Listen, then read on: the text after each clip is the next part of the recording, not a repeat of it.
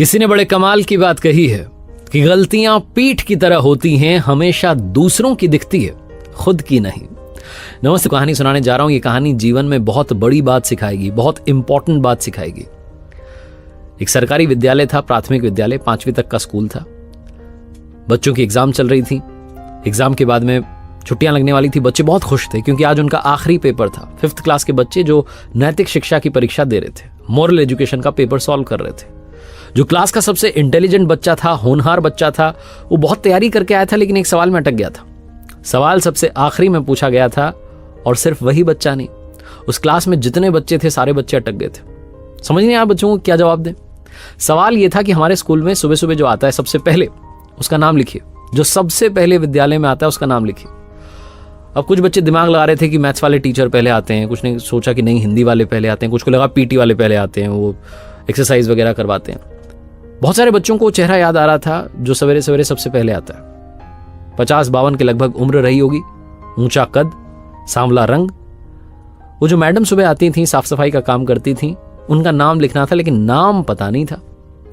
कुछ बच्चों को जिनको लग रहा था कि टीचर पहले आते हैं, उन्होंने तो टीचर के नाम लिख दिए थे। लेकिन बहुत सारे बच्चे जिनको लगा था कि वो साफ सफाई वाली जो मैडम है वो सुबह सुबह आती हैं, उन आंटी का नाम नहीं पता था। कुछ ने आंटी जी लिख दिया, कुछ ने रंग लिख दिया, कुछ ने रूप लिख दिया, कुछ ने उनके कद के बारे में लिख दिया कि ऊंचे कद की महिला आती हैं, लेकिन नाम कोई नहीं लिख पा रहा था। बहुत देर तक वो कोशिश करते रहे और आखिरकार वो घंटी बज गई।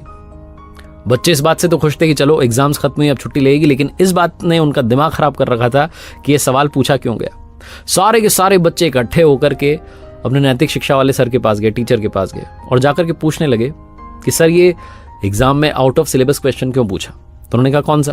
तो बच्चों ने कहा वो आपने सबसे आखिरी में पूछा ना कि वो कौन है जो सबसे पहले स्कूल में आता है, उसका नाम बताइए। ये तो आपने कभी हमें बताया नहीं, सिखाया नहीं। टीचर ने कहा यही तो मैं सिखाना चाह रहा था आज इस सवाल को पूछ करके। वो कौन है जो स्कूल में सबसे पहले आता है, आती है। बहुत सारे बच्चों ने एक साथ कहा वो साफ सफाई वाली जो काम करती हैं वो आती हैं सबसे पहले।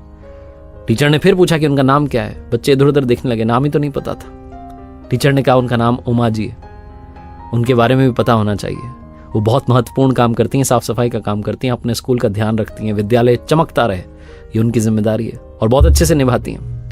आज मैं इस सवाल पूछ करके आप सबको ये बताना चाहता था कि हमारे आसपास बहुत सारे लोग ऐसे हैं जो मैटर करते हैं, जो हमारी जिंदगी में रोल प्ले करते हैं, लेकिन कई बार हम उनके बारे में जानना नहीं चाहते, बात नहीं करना चाहते, पता ही नहीं करते।